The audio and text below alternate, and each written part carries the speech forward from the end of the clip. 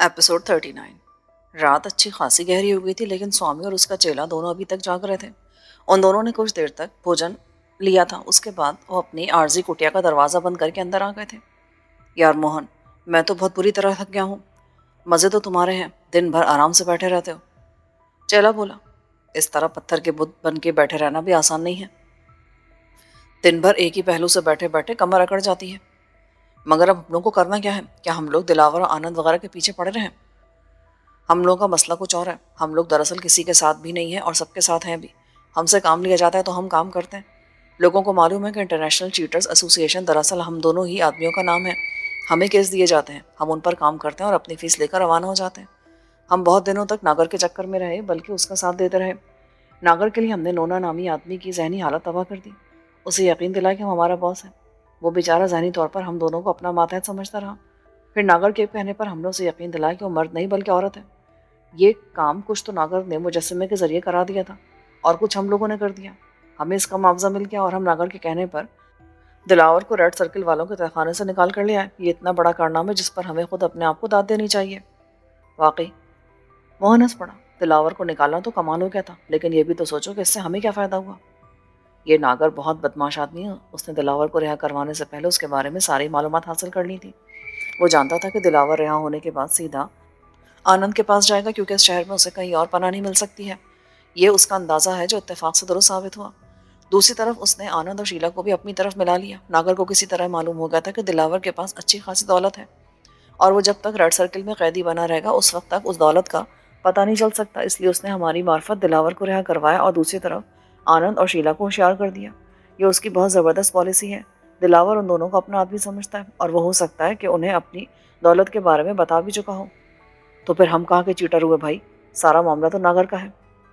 کچھ بھی ہو، ہم اپنے اصولوں پر قائم ہیں۔ ہمیں خاص معاوضہ لے کر دوسروں کے لیے کام کر دیا کرتے ہیں، اس کے بعد ہماری ڈیوٹی ختم ہو جاتی ہے۔ یار مجھے تم سے شکایت ہے۔ موہن بولا، ہم دونوں بظاہر ایک ہو کر کام کرتے ہیں، لیکن بہت سی باتیں میری سمجھ میں نہیں آتی۔ میرا مقصد یہ کہ پارٹی سے بات کرنے کی ذمہ داری چونکہ تمہاری ہوتی ہے، اس لیے تم مجھے اندھیرے میں رکھتے ہو۔ مثال کے طور پر ہم نے دلاور کو رہا کروایا، لیکن اسے براہ راست ناگر کے پاس کیوں نہیں لے گئے؟ نونا کے پاس لے جانے کی کیا تک تھی؟ نونا کا اس سے کیا تعلق تھا؟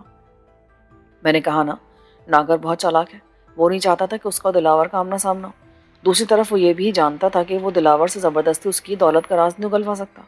دلاور ایک سخت جان آدمی ہے، اس لیے اس نے یہی مناسب سمجھا کہ دلاور کو نونا کے پاس پہنچا دیا جائے اور یہ ظاہر کیا جائے کہ یہ سارا ڈرامہ نونا کا ہے، پھر اسے نونا کے گھر سے بھی چلے جانے کی اجازت دے دی جائے۔ دوسری طرف اس نے آنند اور شیلا کو اپنے قابو میں کر ہی لیا تھا۔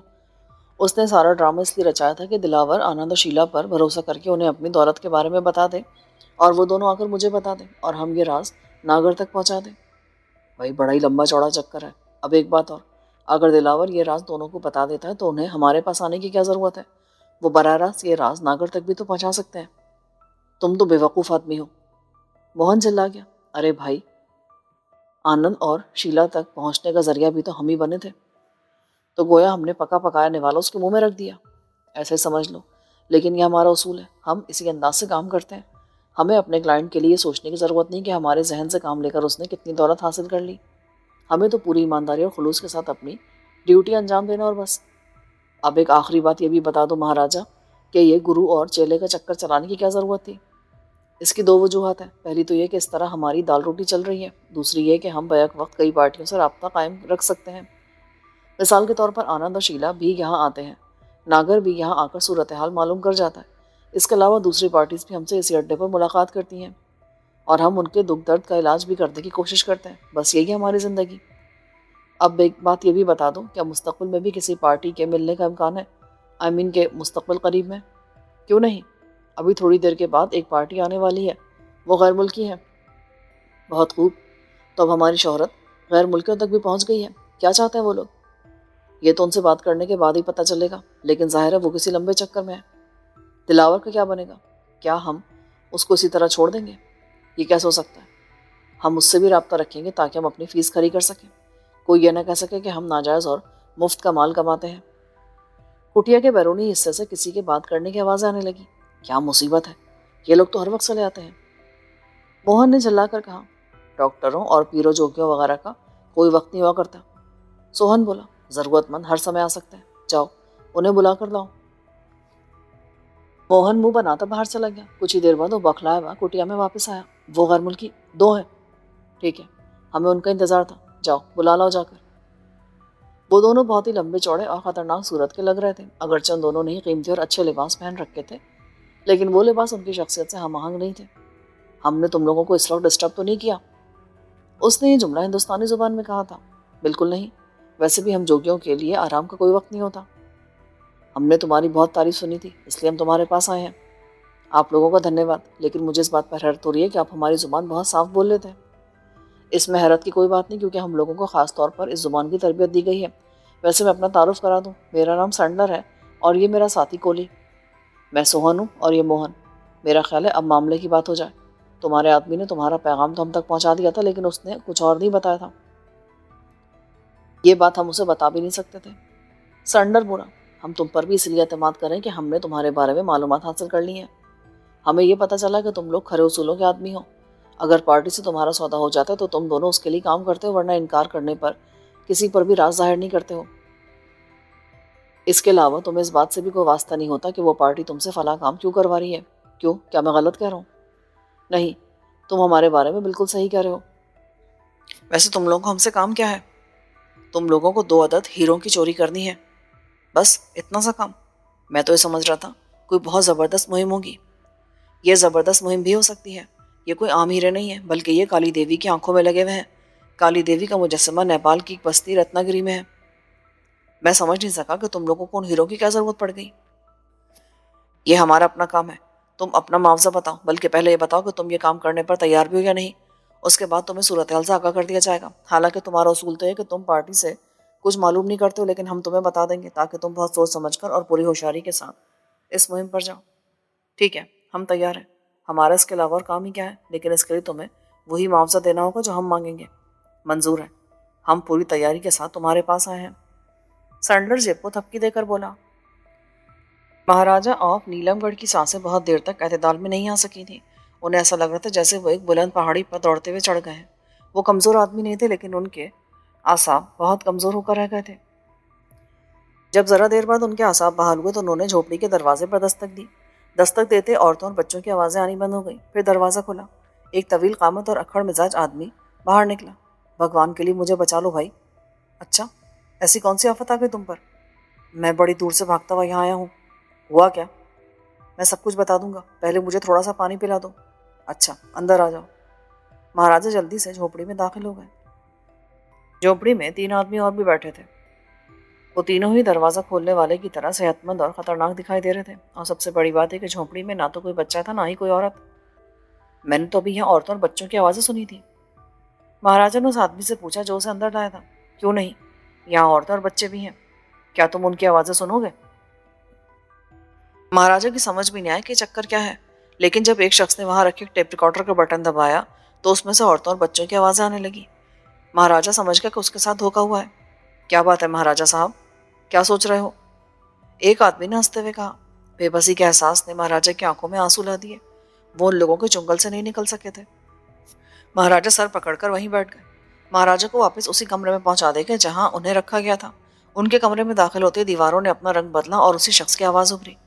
ہمیں انسان کی اس جبلت پر حیرت ہوتی ہے کہ وہ آزاد کیوں ہونا چاہتا ہے، حالانکہ اسے قید میں کوئی تکلیف نہیں۔ بہرحال ہمارے ذہین لوگ انسان کی اس فطرت پر بھی ریسرچ کرے ہیں۔ یہ آج پہلا واقعہ نہیں کہ کسی نے یہاں سے فرار ہونے کی کوشش کی ہے۔ تم سے پہلے بھی کئی لوگ یہ کوشش کر چکے ہیں، لیکن انہیں یہ نہیں معلوم کہ ہم کتنی ایڈوانس ٹیکنالوجی رکھتے ہیں۔ ہمیں معلوم ہوتا ہے کہ فرار ہونے والا کن راستوں سے جا رہا ہے، کہاں رکا ہے۔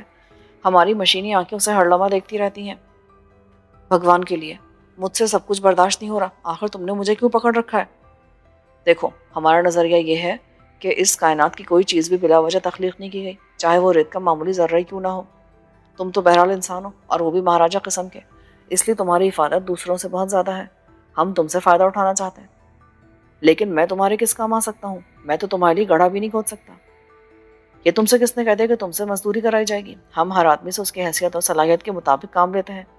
تم ایک دولت مند آدمی ہو، ہم جانتے ہیں کہ تم نے اپنی دولت کہاں کہاں چھپا رکھی ہے، اسی لیے ہم کو تمہاری دولت کی ضرورت ہے اور بس، اس کے علاوہ ہمیں تم سے اور کچھ نہیں چاہیے۔ مہاراجہ کا دل زور زور سے دھڑکنے لگا۔ کیا ہوا؟ تم خاموش کیوں ہو گئے؟ یہ نہیں ہو سکتا. ہم نے دولت اس لیے حاصل نہیں کی کہ تمہارے حوالے کر دیں. تم چاہے کچھ بھی کر لو. یہ تو ہم بھی جانتے ہیں کہ تم اتنی آسانی سے اپنی ہماری بات نہیں مانو گے. اس لیے ہم نے تم جیسے بہادر لوگوں کی خاطر ایک کھیل کا بندوبست کیا ہے. اگر تم اس کھیل میں جیت گئے تو پھر ہم تم سے کچھ نہیں مانگیں گے. یہ ہمارا وعدہ ہے. بلکہ تمہیں واقعی آزاد کر دیا جائے گا. اور سب سے اچھی بات ہے کہ یہ کھیل تمہارے اور کچھ بے زبان جانوروں کے درمیان کھیلا جائے گا. مثال کے طور پر کچھ چوہے اس کھیل میں شامل ہوں گے. کیا بکواس ہے یہ. تم ہمیں خوفزدہ نہیں کر سکتے. دوسری طرف سے قہقہ سنائی دیا. اچانک کمرے کا دروازہ کھلا اور 3 آدمی اندر آ گئے. ان تینوں نے چمکدار لباس پہن رکھے تھے. ان کے ہاتھوں میں ٹارچ نما کوئی شے تھی. ہز ہائنس، آپ کو کچھ دیر کے لیے ہمارے ساتھ چلنا ہوگا. مہاراجا کی بے بسی اس وقت عروج پر تھی. ان لوگوں کی بات ماننے کے سوا کوئی چارہ نہ تھا، اس لیے وہ بڑی خاموشی کے ساتھ ان کے ساتھ باہر آ گئے. اس بھاگ دوڑ میں صبح ہو چکی تھی. مہاراجا جب یہاں سے فرار ہوئے اس وقت رات تھی. پھر انہیں جھوپڑی سے اٹھا کر یہاں تک لایا گیا تھا اور اب صبح ہو گئی تھی.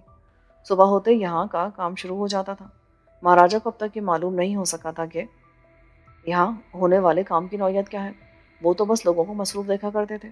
اس وقت بھی بہت سے لوگ مختلف کاموں میں مصروف تھے اور ان کے درمیان چمکدار لباس والے محافظ گھوم رہے تھے. وہ لوگ مہاراجا کو ان راستوں کے درمیان سے گزارتے ہوئے کسی طرف لے جا رہے تھے. ان لوگوں نے اس بار مہاراجا کی طرف دھیان بھی نہیں دیا. ان لوگوں کے درمیان مہاراجا نے رائے صاحب کی جھلک بھی دیکھ لی. رائے صاحب ایک میز اور کرسی بچھائے بیٹھے تھے.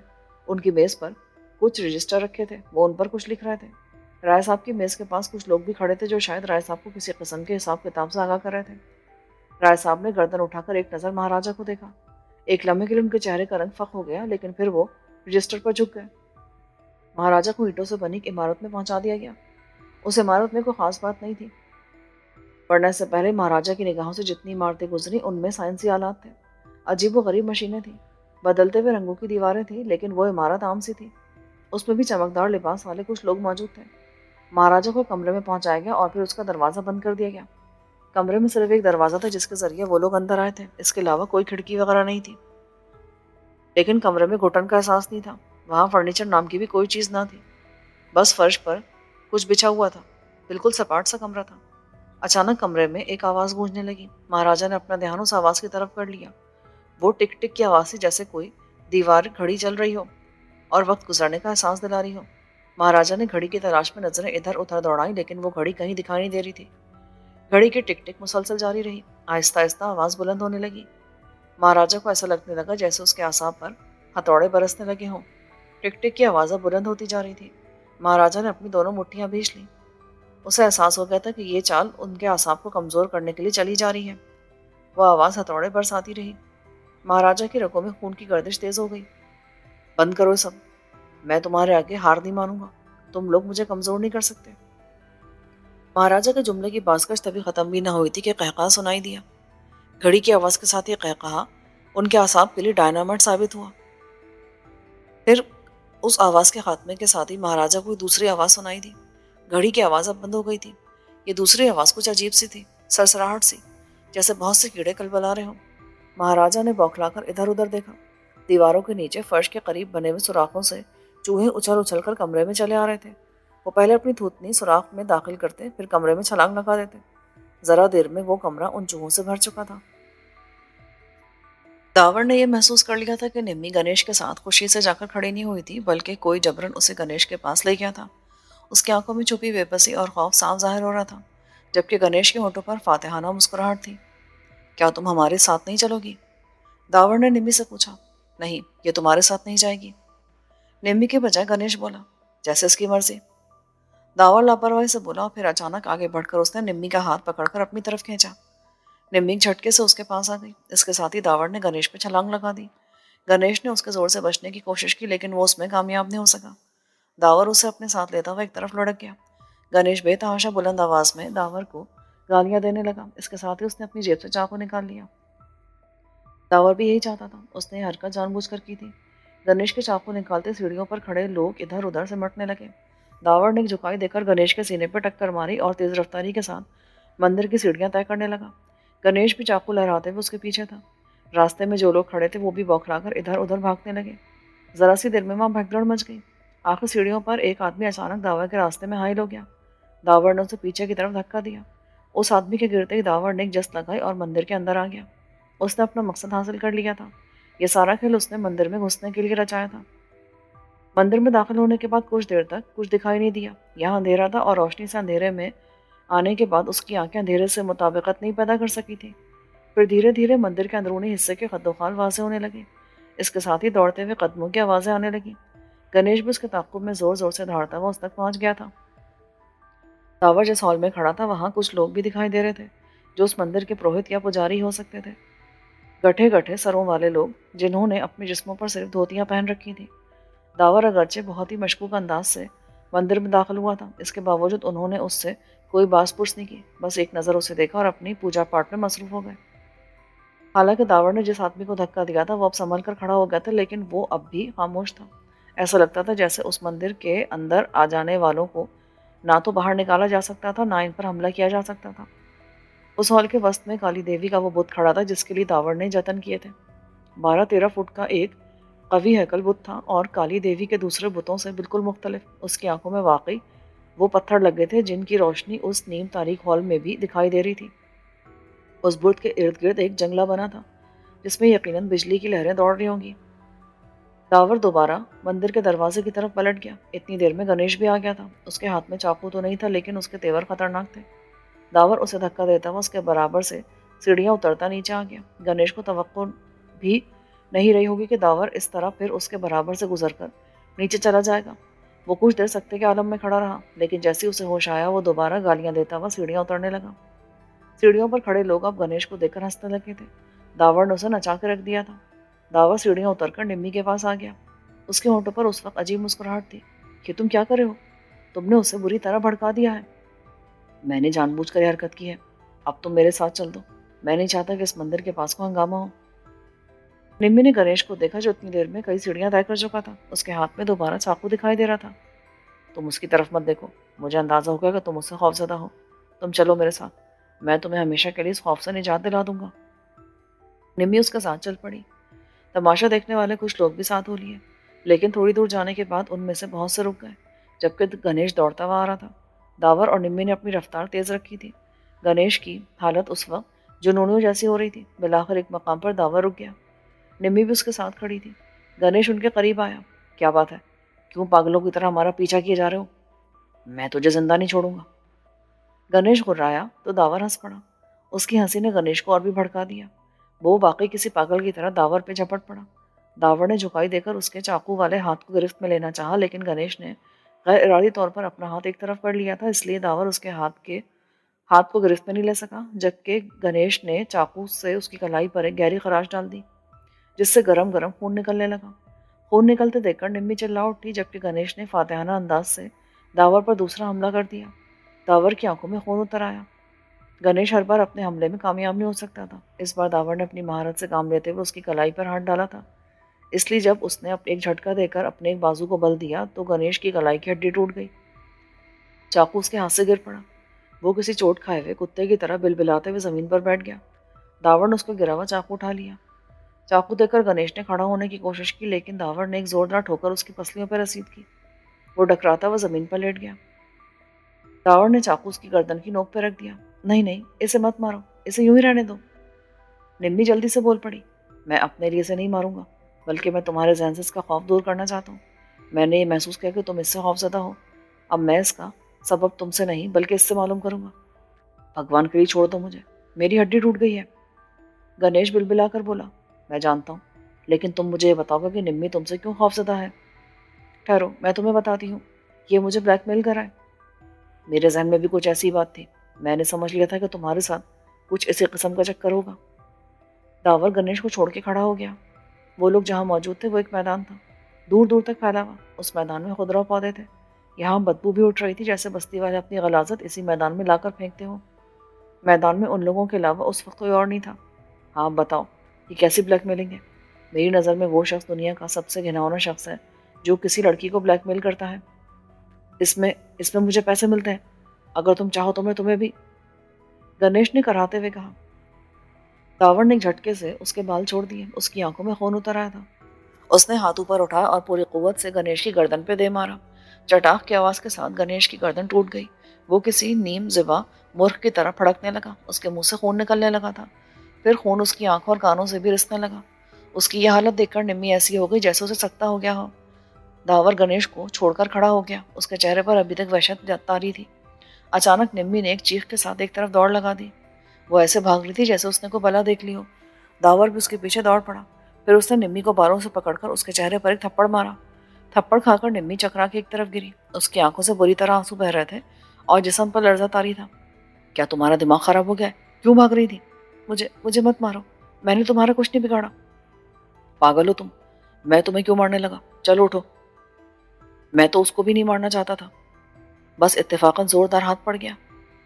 نمی نے اپنے آنسو پوچھ لیے. وہ ابھی تک گھبرائی ہوئی نگاہوں سے داور کو دیکھ رہی تھی. میں کوئی خونی درندہ نہیں ہوں. پہلے یہاں سے چلنے کی سوچو. بہت سے لوگوں نے ہمیں اس طرف آتے دیکھ لیا ہوگا. ان میں سے کسی ایک نے بھی گنیش کی لاش دیکھ لی تو خواہ ایک مصیبت کھڑی ہو جائے گی. ویسے تو مجھے امید نہیں کہ انہیں گنیش کی لاش ملنے کے بعد بھی کچھ ہو سکتا ہے. نمی اس کے ساتھ چلتی. داور کی وحشت اس پر اس طرح طاری ہو چکی تھی کہ وہ اس کی طرف دیکھ بھی نہیں رہی تھی.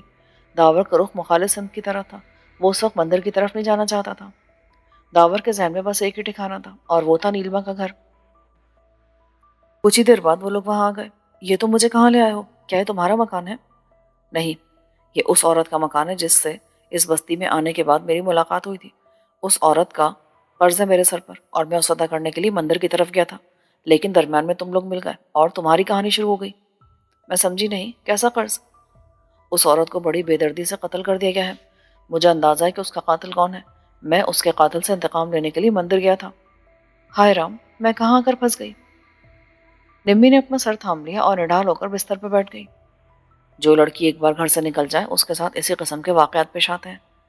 میں یہ نہیں معلوم کرنا چاہتا کہ تمہارے حالات کیا تھے اور تم کس طرح مجبور ہوئی، کیونکہ میں ایسی بہت سی کہانیاں سن چکا ہوں. میں صرف یہ معلوم کرنا چاہتا ہوں کہ گنیش تمہیں کس طرح بلیک میل کر رہا تھا. یہ رقص اور موسیقی کا چکر تھا. میں اسی لیے اس کے پھندے میں پھنس گئی تھی. صاف صاف بات کرو.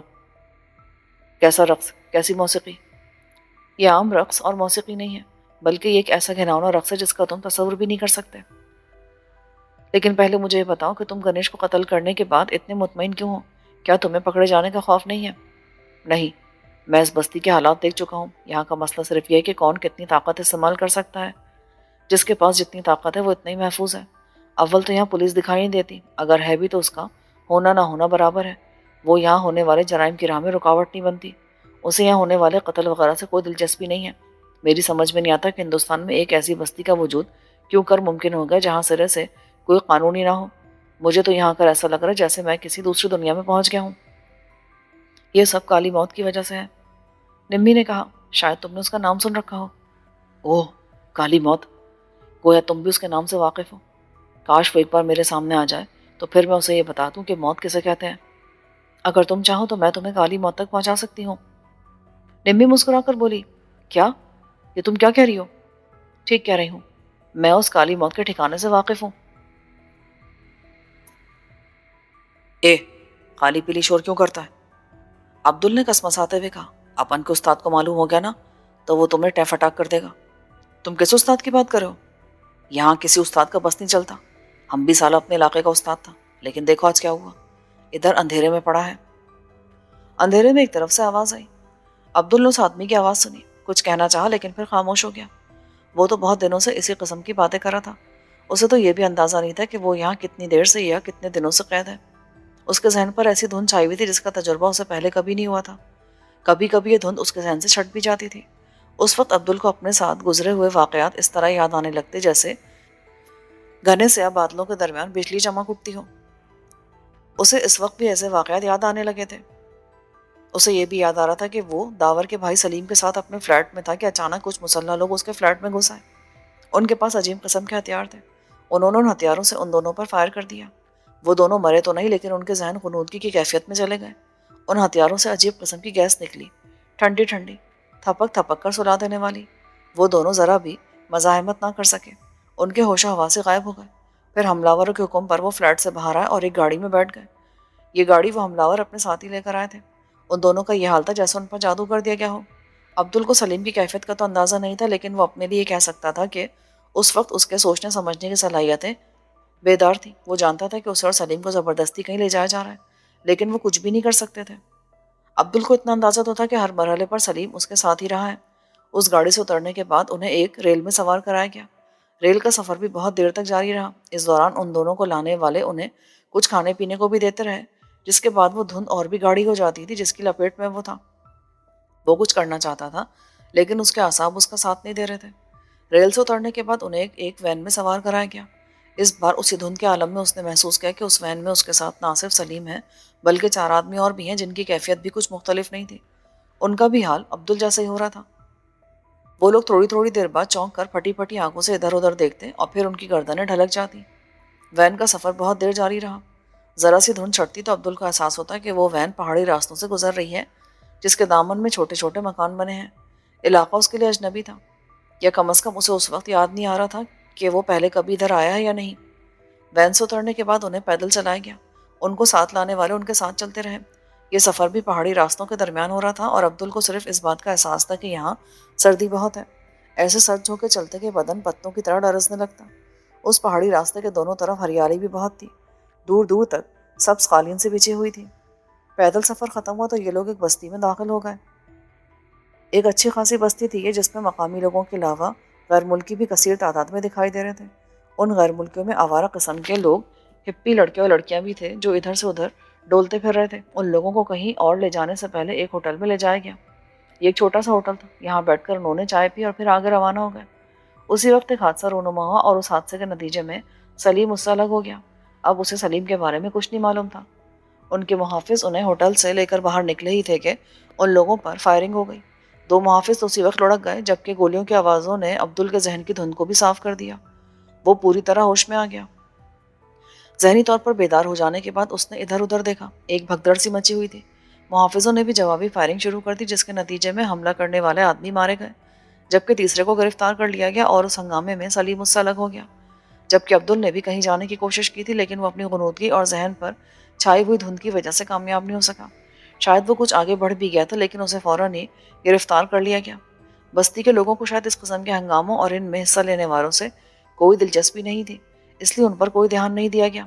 اور لوگوں نے شاید سلیم کو تلاش کرنے کی کوشش کی لیکن جب اس کا کوئی پتہ نہ چل سکا تو وہ عبدل اور اس کے ساتھ آنے والے 4 آدمیوں کو لے کر ایک طرف چل پڑے۔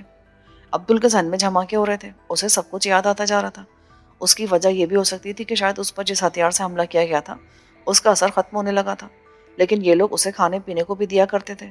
اگر وہ یہ محسوس کرتے کہ عبدل کا ذہن ان کے تسلط سے آزاد ہونے لگا ہے تو وہ اس کی غذا میں کچھ ملا دیتے۔ پینے کے پانی میں کوئی ملاوٹ کی جا سکتی تھی۔ اگر وہ چاہتے تو اس پر غنودگی ہمیشہ مسلط رہتی، لیکن وہ اپنے حواسوں میں واپس کیوں آتا جا رہا تھا؟ اس کی کیا وجہ تھی؟ کیا وہ اسے اور اس کے ساتھ آنے والوں کو اس اندھیرے تہخانے میں بند کر کے مطمئن ہو گئے تھے؟ وہ لوگ عبدل کو اس تہخانے میں لے آئے تھے۔ یہاں بالکل اندھیرا تھا۔ اس اندھیرے میں ہی ایک طرف اسے ہانک دیا گیا۔ وہ تہخانہ لوگوں سے بھرا ہوا معلوم ہو رہا تھا کیونکہ وہ مسلسل لوگوں کے ہاتھ پیروں سے ٹکراتا رہا تھا۔ لوگ جواب میں اسے گالیاں دیتے، برا بھلا کہتے اور وہ کھڑا ہو کر اپنے آپ کو سنبھالتا ہوا پھر آگے بڑھ جاتا، لیکن کچھ دور چلنے کے بعد پھر ٹکرا کر گر پڑتا۔ ایک مصیبت یہ تھی کہ وہ گالیوں کے جواب میں گالیاں بھی نہیں دے پاتا کیونکہ اس کی زبان پر اس مسلسل طاری رہنے والی غنودگی نے نہ جانے کیسی تہے چڑھاتی تھی کہ اسے اپنی زبان موٹی لگنے لگی تھی۔ بالآخر اسے کونے میں پناہ مل گئی۔ وہ دیوار کے سہارے ٹیک لگا کر بیٹھ گیا۔ اس نے ادھر ادھر ہاتھ پھیلائے لیکن اس کے ارد گرد وہاں کوئی نہ تھا۔ ابھی اسے بیٹھے ہوئے کچھ ہی دیر ہوئی تھی کہ تہخانے میں روشنی ہو گئی۔ اس روشنی نے لمحے بھر کے لیے اس کی آنکھیں چندیا دی۔ پھر جب اس کی آنکھوں نے روشنی سے مطابقت کر لی تو اس نے چاروں طرف نگاہ دوڑائی۔ تہخانے میں اس کے علاوہ 13-14 آدمی اور تھے۔ ایسا لگتا تھا جیسے ان لوگوں کو بہت دنوں سے قید رکھا گیا ہو۔ ان میں سے بعض کی داڑیاں بے تحاشا پڑی تھیں۔ ان کے لباس میلے اور خستہ ہو چکے تھے۔ ان لوگوں نے روشنی ہوتے ہی چیخ چیخ کر نہ جانے کس کو برا بھلا کہنا شروع کر دیا۔ یہ روشنی نئے آنے والوں کے لیے تھی لیکن وہ قیدی نہیں لگتے تھے بلکہ ان کا تعلق قید کرنے والوں سے لگتا تھا۔ یہ لوگ اپنے ساتھ بالٹیاں اور روٹیوں کے بنڈل لے کر آئے تھے۔ ان میں سے کئی لوگوں کے ہاتھوں میں پانی سے بھری ہوئی بالٹیاں بھی تھیں۔ ان میں سے 2 آدمی ریوالوروں سے مسلح تھے جو تہخانے کی دیوار کے ساتھ لگ کر کھڑے ہو گئے، جبکہ دوسروں نے تہخانے والوں میں کھانا تقسیم کرنا شروع کر دیا۔ ان کا طریقہ کار بالکل جیل والوں کی طرح تھا۔ وہ ہر شخص کے سامنے ایک برتن اور ایک گلاس رکھتے۔ برتن میں دال ڈال دی جاتی اور روٹیاں ہاتھ میں پکڑا دی جاتی، ساتھ ساتھ گلاس میں پانی بھر دیا جاتا۔ عبدل کے آگے بھی یہی سب لا کر رکھ دیا گیا۔ وہ اپنی دھندلائی ہوئی آنکھوں سے دیکھ رہا تھا۔ وہاں موجود قیدی کھانے کے دوران بھی ان لوگوں کو گالیاں دیے جا رہے تھے جو ان کے لیے کھانا لے کر آئے تھے۔ عبدل کو کھانا دینے والا ایک داڑھی والا آدمی تھا جس کی آنکھیں چمک رہی تھیں۔ ہوش میں رہنا جوان، ہوش میں رہنا، بھوک برداشت کر لینا، کھانا نہیں، میں پھر آؤں گا۔ وہ عبدل کی پلیٹ میں دال ڈالتے ہوئے بولا۔ ذہن میں چھائی ہوئی دھندلاہٹ کے باوجود عبدل کو یہ احساس ہو گیا تھا کہ اسے تنبیہ کی جا رہی ہے، ہدایت کی جا رہی ہے، اور اس کھانے میں یقیناً کوئی ایسی گڑبڑ ہے کہ داڑھی والا یہ نہیں چاہتا کہ وہ کچھ کھائے۔ یہ شاید اس کا ہمدرد معلوم ہوتا تھا، لیکن دوسرے لوگ تو کھانے میں مشغول ہو گئے تھے۔ شاید ان لوگوں کو یہ ہدایت نہیں کی گئی تھی۔ وہ داڑھی والا صرف اسی کا ہمدرد لگتا تھا، لیکن کیوں؟ عبدل کو اس وقت بھی بھوک محسوس ہو رہی تھی۔ اس کے سامنے ایک برتن میں دال رکھی تھی، اس کے ہاتھ میں 2 روٹیاں تھیں۔ کھانا چاہے کیسا ہی کیوں نہ ہو، پیٹ کی آگ تو بجھا ہی سکتا تھا۔ وہ آدمی تو کھانا بانٹتا ہوا آگے چلا گیا، لیکن اس نے عبدل کو ایک مخمصے میں ڈال دیا۔ اس کی سمجھ میں نہیں آ رہا تھا کہ کچھ کھائے یا نہ کھائے۔ پھر اس نے یہی بہتر سمجھا کہ کھانے سے ہاتھ کھینچ لیا جائے۔ اس نے روٹیاں پلیٹ کے اوپر رکھ دی اور گلاس کا پانی پی لیا۔ داڑھی والے نے پانی کے لیے اسے کوئی ہدایت نہیں کی تھی۔ اس کا مطلب تھا کہ جو بھی گڑبڑ تھی وہ کھانے میں تھی۔ تہخانے میں قید لوگوں نے گالیاں دیتے ہوئے کھانا ختم کیا۔ اس سے پہلے کھانا پہنچانے والے واپس چلے گئے۔ کچھ دیر بعد وہ پھر کھانے کے برتن سمیٹنے آئے۔ اس بار صرف 3 آدمی آئے تھے۔ ان میں ایک وہی داڑھی والا تھا، جبکہ باقی 2 مسلح محافظ تھے۔ محافظ پہلے کی طرح دیوار سے لگ کے کھڑے ہو گئے، جبکہ داڑھی والے نے برتن سمیٹنے شروع کر دیے۔ یہ اچھا کیا تو نے، میں نے اسی لیے تیرا انتخاب کیا ہے۔ اس نے عبدل کے پاس آ کر سرگوشی کی۔ یہ چکر کیا ہے؟ کون ہو تم؟ کیا چاہتے ہیں یہ لوگ؟ عبدل نے بھی اسی طرح پوچھا۔ سب بتا دوں گا، میں موقع پا کر رات کو آؤں گا تیرے پاس، ہوشیار رہنا۔ وہ برتن سمیٹ کے آگے بڑھ گیا۔ اس کے جانے کے بعد عبدل نے آنکھیں بند کی اور دیوار سے ٹیک لگا لی۔ وہ آدمی اس رات اس کے پاس نہیں آ سکا تھا۔ نہ جانے اسے کیا ہو گیا تھا۔ کھانا تقسیم کرنے والے تو آئے تھے، لیکن ان میں وہ شامل نہیں تھا۔ عبدل نے اس بار بھی کھانے کو ہاتھ نہیں لگایا۔ اس میں بھی اتنی قوت باقی تھی کہ وہ 2-4 وقت کی بھوک برداشت کر سکتا تھا۔ وہ ساری رات داڑھی والے کے انتظار میں رہا۔ پھر وہ صبح آیا اور اس وقت وہ اکیلا تھا۔ اس وقت تہخانے میں موجود لوگ پیر پھیلائے گہری نیند سو رہے تھے۔ عبدل بھی سویا ہوا تھا، لیکن اسے داڑھی والے نے آ کر جگا دیا۔ جوان، ہوش میں رہنا، ہوش میں۔ ارے بابا، اپن کو بتاؤ تو صحیح، لفڑا کیا ہے؟ ماں قسم، اپن کا تو دماغ پھر گیا ہے۔ یہ لوگ اسی طرح لوگوں کو پکڑ کر لاتے ہیں اور انہیں مختلف طریقوں سے منشیات کا عادی بنا دیا جاتا ہے۔ کسی کو انجیکشن دیا جاتا ہے اور کسی کے کھانے میں کچھ ملا دیتے ہیں، پھر ان سے کام کروایا جاتا ہے۔ لیکن تیرے ساتھ معاملہ کچھ اور ہے۔ معلوم تو ہو کیا معاملہ ہے؟ اپن میں سے کون سا سرخاب کا پرد لگا ہے؟ میں نے یہ سنا ہے کہ تو کسی داور کا ساتھی ہے۔ ہاں، وہ استاد ہے میرا، لیکن ان لوگوں کو استاد سے کیا مطلب؟ یہ سارا چکر اسی کے لیے چلایا گیا ہے۔ داڑھی والے نے اپنے نیفے سے ایک چھوٹا سا پستول نکال کر عبدل کی طرف بڑھایا۔ لے، یہ رکھ لے۔ تو ہمت کرے تو اس کے سہارے یہاں سے باہر نکل سکتا ہے۔ یہاں سے نکلنے کے بعد کسی سے پوچھ کر شیشم گلی پہنچ جانا، وہاں کملا کا مکان پوچھ لینا۔ میں اسی مکان میں تجھے آ کر ملوں گا، اور اگر تو پکڑا جائے تو میرا نام مت لینا۔ میں بھی تجھے چھڑوانے کے لیے کچھ نہیں کر سکوں گا، صبر کر کے بیٹھ جاؤں گا، پھر تیری طرح کسی کو تلاش کروں گا۔ لے، یہ پستول رکھ لے، اس میں گولیاں بھری ہوئی ہیں۔ عبدل نے پستول لے کر اپنی جیب میں ڈال لیا۔ داڑھی والا اسی وقت خانے سے باہر چلا گیا۔ عبدل ہوشیار ہو کر بیٹھ گیا۔ اب وہ پستول سے فائدہ اٹھا سکتا تھا۔ اس آدمی کے جانے کے کچھ ہی دیر بعد ناشتہ دینے کے لیے وہ لوگ آ گئے۔ ان میں حسب معمول 2 مسلح محافظ تھے، جو کہ پہلے کی طرح دیوار سے لگ کے کھڑے ہو گئے، جبکہ باقی دوسرے لوگ تھے۔ عبدل کے لیے اب صورتحال دلچسپ ہو گئی تھی۔ اس کا حوصلہ واپس آ گیا تھا۔ اس نے ذہن پر جمی ہوئی دھند بھی صاف کرنے کی کوشش کی تھی۔ یہ سب اس داڑھی والے کی مہربانی تھی۔ ناشتہ دینے کے لیے ایک آدمی عبدل کے قریب آیا اور عبدل نے کسی چیتے کی طرح اسے دبوچ لیا۔ اگر کسی نے میرا راستہ روکا نا تو میں اس کی کھوپڑی اڑا دوں گا، کیا سمجھے؟ ناشتہ دینے والے اور محافظ سکتے کے عالم میں کھڑے رہ گئے۔ تم لوگ کی سوچ میں گم ہو، اپنا اپنا کھلونا ادھر پھینک دو اور بازو اوپر کو اٹھا دو، جلدی کرو ورنہ۔ عبدل نے غرا کر کہا۔ محافظوں نے غصے کے عالم میں اسے گھورتے ہوئے وہی کیا جس کی عبدل نے ہدایت کی تھی۔ عبدل نے قابو میں آنے والے شخص کی کنپٹی سے پستول کی نال ہٹا کر اس کی کمر سے لگا دی۔ اب تم سیدھا چلتے رہو، ورنہ میں تمہاری نازک کمر میں سوراخ کر دوں گا، سمجھے؟ اس کے راستے سے دونوں محافظ اور دوسرے لوگ ایک طرف ہٹ گئے۔ پہلے عبدل کا ارادہ تھا کہ وہ دوسرے قیدیوں کو بھی اس تہخانے سے نکال کے لے جائے گا، لیکن ان میں سے کوئی بھی ایسا نہیں تھا جو عبدل کا ساتھ دے سکتا۔ نشے کی زیادتی نے ان لوگوں کو بے حس کر دیا تھا۔ عبدل اس محافظ کو کور کیے ہوئے سیڑھیوں تک لے آیا۔ اب صرف ایک خدشہ تھا کہ کہیں اوپر کچھ لوگ نہ ہوں۔ اگر ایسا ہوتا تو اس کے لیے تھوڑی پریشانی ہو سکتی تھی، لیکن اوپر کوئی نہیں تھا۔ تہخانے کے دروازے سے ایک موٹا تالا لٹک رہا تھا جس کی چابی اسی تالے میں لگی تھی۔ عبدل نے پھرتی کے ساتھ ایک زوردار لات اس شخص کی کمر پہ رسید کی جسے وہ اپنے ساتھ لے کر آیا تھا۔ وہ شخص ایک مکرو سی چیخ مار کر تہخانے کی سیڑھیوں سے لڑکتا ہوا نیچے چلا گیا۔ اس کے گر جانے کے بعد بڑے اطمینان کے ساتھ اس نے تہخانے کا دروازہ بند کیا، تالا لگایا اور چابی جیب میں رکھ لی۔